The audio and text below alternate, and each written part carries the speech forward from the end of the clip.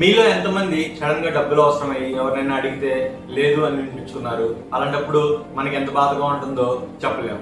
So ఈ video చూస్తే మీరు అలాంటి సిచ్యువేషన్స్ ఎలా హ్యాండిల్ చేయాలో తెలుసుకోవచ్చు. అండి, వెల్కమ్ బ్యాక్ టు వెల్తిక్స్. ఈ రోజు మన వీడియో టాపిక్ వచ్చేసి ఎమర్జెన్సీ ఫండ్స్.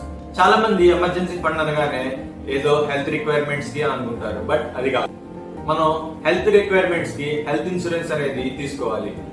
ఎందుకంటే హెల్త్ ఇన్సూరెన్స్ కి సేవ్ చేసుకునే స్కోప్ మనకి ఇప్పుడు లేదు. మెడికల్ బిల్స్ అలా పెరిగిపోతున్నాయి మరి.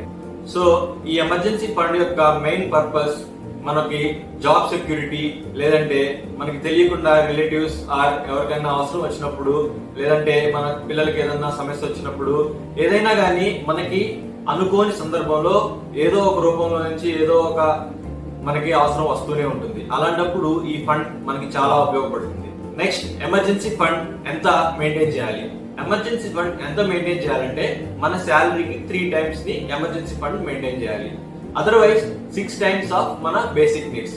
బేసిక్ నీడ్స్ అంటే తెలియని వాళ్ళు ఈ వీడియో చూడండి. ఈ వీడియోలో మనం basic needs, other expenses, must expenses ఇలా బైఫర్కేట్ చేసి ఎక్స్ప్లెయిన్ చేసాం. సో కమింగ్ బ్యాక్, మనం 6 months of basic needs or 3 months of salary maintain చేయాలి.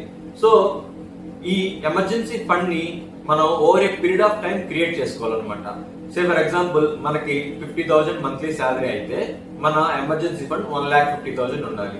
ఈ 1,50,000 మనం ఒక 1 or 2 year టైం ఫ్రేమ్ లో మంత్లీ ఇంత సైడ్ పెట్టుకొని దాన్ని ఏ ఆర్డీ గానీ లేదంటే ఫిక్స్డ్ ఇన్కమ్ వచ్చే ఆప్షన్స్ లో మనం ఇన్వెస్ట్ చేసుకొని ఒక 2 years లో ఎమర్జెన్సీ ఫండ్ క్రియేట్ చేసుకోవాలి. సో మనకి ఏదైనా అవసరం వచ్చినప్పుడు ఆ ఫండ్ నుంచి మనం ఆ అమౌంట్ తీసుకొని వాడుకొని మళ్ళీ దాన్ని ఎప్పటికప్పుడు రీఫిల్ చేసుకుంటూ ఉండాలి. ఇలా ఎమర్జెన్సీ ఫండ్ ని మనం ప్రాపర్ గా యూటిలైజ్ చేసుకోవాలి. మోస్ట్ ఇంపార్టెంట్ థింగ్ ఏంటంటే ఈ ఎమర్జెన్సీ ఫండ్ మనం ఎప్పుడు హై రిస్క్ స్టాక్స్ లో కానీ లేదంటే other mutual funds or equity allocations లో పెట్టకూడదు. అలాగే ఎనీ అదర్ రిస్క్ ఉన్న ఇన్వెస్ట్మెంట్ ఆప్షన్స్ లో ఈ ఎమర్జెన్సీ ఫండ్ పెట్టకూడదు. దీన్ని ఓన్లీ ఫిక్స్డ్ ఇన్కమ్ వచ్చే ఆప్షన్స్ లో మాత్రమే పెట్టాలి.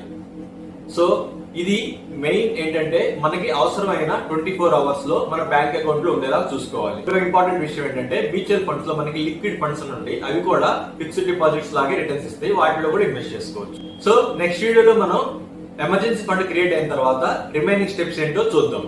ఈ వీడియో నచ్చితే లైక్ చేసి షేర్ చేయండి.